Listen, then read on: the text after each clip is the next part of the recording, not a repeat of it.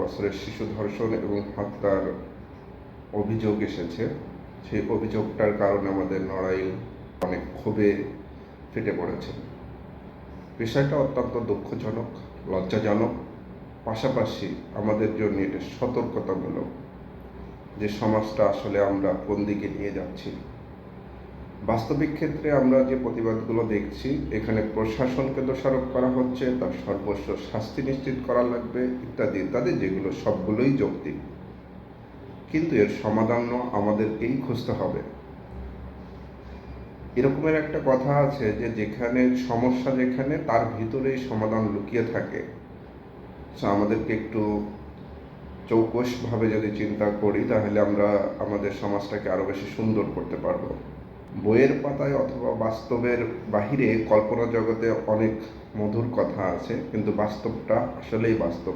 অনেক ক্ষেত্রে বাস্তবটা তিতা মনে হয়। কেন হচ্ছে এরকমের? আশেপাশে যখন কোনো একটা অঘটন ঘটে তার দেহও কিন্তু আমাদের উপরে আছড়ে পড়ে, এটাই স্বাভাবিক। প্রত্যেকটা মানুষের ভিতরেই ভালো এবং মন্দ দুই ধরনের গুণই থাকে। মন্দটাকে আমাদেরকে দমন করে রাখতে হয়। আমার ভিতরেও অনেক মন্দ গুণ আছে, মন্দ বৈশিষ্ট্য আছে, যেগুলোকে আমি অনেক যুদ্ধ করে অনেক করে কন্ট্রোল করি, তারপরেও আমার দ্বারা খারাপ কাজ হয়ে যায়।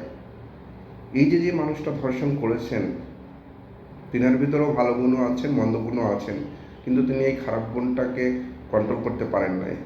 ফলস্বরূপ একটি ঘটনা, জঘন্য ঘটনার জন্ম হয়েছে। প্রশাসন তাকে অ্যারেস্ট করেছে। বিচার প্রক্রিয়ায় নির্দিষ্ট যে নর্মস আছে সেটা মেনটেন্যান্স করে বিচার প্রক্রিয়া হবে। হয়তো অনেক দেরি হয়ে যাবে। আমাদের দেশে বিচার প্রক্রিয়ায় অনেক গলদ আছে। কিন্তু দেখেন, কিছু বছর আগেও সামাজিক বয়কট নামক একটা জিনিস ছিল, যে কারণে মানুষ ভয় পেত যে আমি যদি এই কাজটা করি মানুষ আমাকে ঘৃণা করবে, আমি মানুষের সামনে মুখ দেখাতে পারবো না।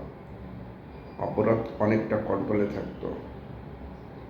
আমি যদি কোনো অপরাধ, আমার কিছু অপরাধ আছে করলে অনেক তৃপ্তি লাগে, কিন্তু আমি সেই জায়গায় শতবার ভাবি যদি আমি এটা করি আমার বাবা, প্রশাসন বা আইন ফাঁসি দেওয়ার আগে আমার বাবাই আমাকে ফাঁসি দিয়ে দেবে, আমার আত্মীয় স্বজনই আমাকে চড় ঘুষি লাথি কিলগোতা দিয়ে দিবে, সাধারণ জনগণ তো দূরের কথা। তো দেখেন, আমার আত্মীয় স্বজন, পাড়া প্রতিবেশী এবং আমার বাবা মা ভাই বোন যারা আমার নিকটের, তারা যথার্থ দায়িত্ব পালন করেছেন বিদায় আমি খারাপ হওয়ার সুযোগ পাইনি। যদি তিনারা দায়িত্ব পালন না করতেন, হয়তো আজকে আমি যতটুকু না ভালো ততটুকু ভালো থাকতে পারতাম না, আমিও খারাপ হয়ে যেতাম। অর্থাৎ আমার প্রতি যাদের দায়িত্ব ছিল সামাজিকভাবে, পারিবারিকভাবে, তিনাদের দায়িত্ব পালন করেছেন। সমাজে যখন উঠে গিয়েছে, একজন প্রতিবেশী আর এক প্রতিবেশীকে একটা মন্দ কাজের জন্য কিন্তু শাসাইতে পারেন, শাসন করতে পারেন। ইসলামেও বলা হয়েছে যে তুমি যদি একটা মন্দ কাজ দেখো তার প্রতিবাদ করো, ন্যূনতম প্রতিবাদ মনে মনে ঘৃণা করা। কিন্তু আজকে পাশের বাসায় কি হচ্ছে, পাশের লোকটা কি করতেছে, রাস্তায় একজন খারাপ কাজ করতেছে, আমার কাছে কিছুই মনে হচ্ছে না যে সে করতেছে করুক, আমার কি, আমি তো ক্ষতিগ্রস্ত হচ্ছি না। ঠিক পর্যায়ক্রমে আপনি একদিন ক্ষতিগ্রস্ত হবেন, তখন আমি বা আমরা এই সেম কথাটা বলবো, আমরা তো ক্ষতিগ্রস্ত হচ্ছি না। কিন্তু এই সাপ্লাই এরকমের যে আজ আপনি কাল আমি পরশু অমুক, এরকমের।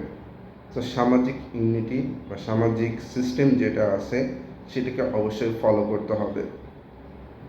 ভালোটাকে ভালো, মন্দটাকে মন্দ। ভালো করলে তাকে আপনি ধন্যবাদ জানাবেন, কৃতজ্ঞতা জানাবেন, শুভেচ্ছা জানাবেন। পাশাপাশি মন্দ যদি করে তাকেও কিন্তু ঘৃণিত করতে হবে, বলতে হবে যে তুমি এই কাজটা ঠিক করো নাই, এটা বাজে কাজ, এই সেই। আপনার পাশের বাড়ি একজন ছোট্ট একটা চাকরি করেও 2তলা 5তলা বাড়ি করে ফেলেছে, আপনি কখনোই জিজ্ঞেস করেন নাই। জানি না, হয়তো জিজ্ঞেস করবেনও না, কিন্তু এটা সামাজিক ব্যাধির একটা সাইড। এটার কারণে সামাজিক ব্যাধি বৃদ্ধি পাচ্ছে। রাস্তায় পাশাপাশি একজনকে গালিগালাজ করতেছে, একজন বেআইনিভাবে আরেকজনকে আঘাত করতেছে, আপনি প্রতিবাদ করছেন না। ঠিকই এই সমাজটা ওইভাবেই গড়ে উঠছে যেখানে আপনার প্রতি ওই নিষ্ঠুর আচরণ হবে, হয় আজ না তো কাল। আমি আপনাদের কাছে অনুরোধ করব যে সামাজিকভাবে যদি সচেতন হন, আপনি শুধু রোড ব্লক করে দিলেন, যেখানে হয়তো অন্য ডিস্ট্রিক্টের লোক ছিল, সেই লোকগুলো এখান থেকে যাতায়াত করে, তাদের কোনো দোষ ছিল না, তারা কিন্তু ভুক্তভোগী। আপনি কোন প্রক্রিয়ায় প্রতিবাদ করছেন? প্রতিবাদটা তো হওয়া উচিত ছিল যে ধর্ষক তার বাড়ির সামনে, তার আত্মীয় স্বজন, বাবা মা, অন্যদেরকে বলা উচিত ছিল তোমাদেরও দায় আছে, তোমাদের দায়িত্ব ছিল, তোমাদের দায়িত্বের অবহেলার কারণে তোমাদের সন্তান, তোমার ভাই, তোমার বাবা, তোমারই অমুক সমুক সে এই অপরাধটা করতে পেরেছে। একজন মানুষ যখন অপরাধী হয়ে ওঠে, শুধু সে নিজের কারণে অপরাধী হয়ে ওঠে না, তার আশপাশে যারা অপরাধী, যারা তাতে নিয়ন্ত্রণ করে বা যাদের দায় আছে, দায়িত্ব আছে, তাদের দায়িত্ব অবহেলার কারণে একটা মানুষ অপরাধী হয়ে ওঠে। সর্বশেষ গুরুত্বপূর্ণ আর একটা কথা বলবো, মাদক এবং পণ এই দুইটা জিনিস আমাদের বর্তমান বাংলাদেশের সমাজ ব্যবস্থায় যে ধরনের ঘৃণিত শিশু নির্যাতন, শিশু ধর্ষণ, বলাৎকার এই জাতীয় ঘটনা ঘটছে, তার মেইন কারণগুলোর মধ্যে প্রথম সারির দিকে থাকবে মাদক, পণ এবং সোশ্যাল মিডিয়ার অ্যাডিকশান। এই কয়টা যদি রাষ্ট্রীয়ভাবে নিয়ন্ত্রণ না করা যায়, রাষ্ট্রের পাশাপাশি সমাজ এবং পরিবার যদি নিয়ন্ত্রণ না করতে পারেন, তাহলে হয়তোবা আমরা প্রত্যেকটা ঘটনার পরপরই 1-2 দিন তীব্র প্রতিবাদ জানাবো, আন্দোলন করব, সংগ্রাম করব, প্রশাসনকে জবাবদিহি চাইব, কিন্তু 4-5 দিন বা 1 সপ্তাহ পরে বিষয়টা নর্মাল হয়ে যাবে। আবারই আমাদের মধ্যে কেউ না কেউ নেক্সট টার্গেট হয়ে যাবেন। আপনাদের কাছে বিনীত অনুরোধ, আইন আপনি সহসাই বদলাতে পারবেন না, প্রশাসনের কাছেই আপনি যা চাইবেন ঠিক তা পাবেন না, প্রশাসন আইনের মধ্য দিয়ে চলে। তাই আমাদের উচিত হবে সামাজিক সমস্যাকে মোকাবেলার জন্য ওই সমাজের ভিতর থেকেই তার প্রতিষেধক তৈরি করতে হবে। অর্থাৎ আমি বলতে চাচ্ছি, সামাজিক সমস্যাগুলোকে সামাজিকভাবেই নির্মূলের জন্য আমাদেরকে সামাজিক সচেতনতা বৃদ্ধি করতে হবে। সবাইকে অনুরোধ করব, আপনারা আউট অফ বক্স চিন্তা করুন।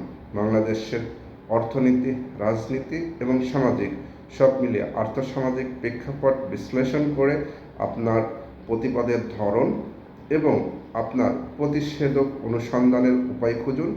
চলুন সকলে সম্মিলিতভাবে সুন্দর একটি সমাজ বিনির্মাণ করি, যে সুন্দর সমাজে আমাদের পরবর্তী প্রজন্ম বেড়ে উঠবে। যদি আমরা এটা না করতে পারি, আমরা যতই চেষ্টা করি, আমরা আমাদের পরবর্তী প্রজন্মকে বাজে একটা সমাজ দিয়ে যাব, যেখানে তারা কখনোই শান্তিতে থাকতে পারবেন না। মহান আল্লাহ তাআলা আমাদের সকলকে সঠিক বুঝ দান করুক। আমিন। আল্লাহ হাফেজ। ভালো থাকবেন, নিজে ভালো থাকবেন এবং পাশের মানুষকে ভালো রাখার সর্বাত্মক চেষ্টা করবেন। আসসালামু আলাইকুম ওয়া রাহমাতুল্লাহ।